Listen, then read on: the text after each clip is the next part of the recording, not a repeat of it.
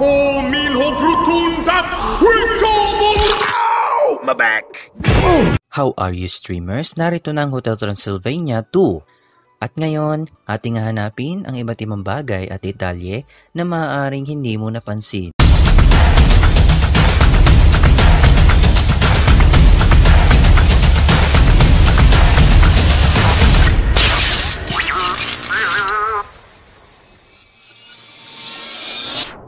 Before we begin, you can comment down below to join in my custom shoutout. Ang Hotel Transylvania 2 ay nangyari 7 taon na nakakalipas matapos ang unang pelikula. Kaya si Dracula ay 539 na at si Mavis ay 125 at si Johnny ay 28 years old.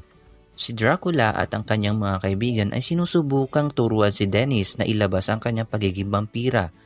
Ang disenyo ng karakter ni Dennis ay naging mahirap lalo na sa pag-a-adjust ng buhok niya. Sinubukan nilang ipasok si Dennis sa isang vampire camp.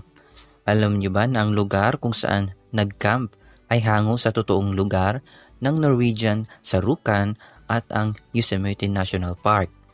At nagbabalik siyempre sila Murray, Griffin, Frankenstein, Blobby at si Wayne. Ganon na rin si Eunice, ang asawa ni Frankenstein. Ang kanyang buhok dito ay hinango sa produktong Berlo pad or steel wool. At dito natin nakilala si Vlad na binoseso ni Mel Brooks. Siya ang tatay ni Drac, ang lolo ni Mavis. Alam nyo ba na ang hugis ng ulo ni Vlad ay parang kabaong? Noong napunta sila Mavis at Johnny sa mundo ng mga tao, makikita natin itong eksena sa isang mga magazine. Mapapansin natin itong isang magazine na may lalaking nagyo-yoga. Alam nyo ba na isa itong reference sa isa sa mga production designer na si Michael Korinsky? At ang soundtrack na makikinig natin dito ay kinanta ng Fifth Harmony.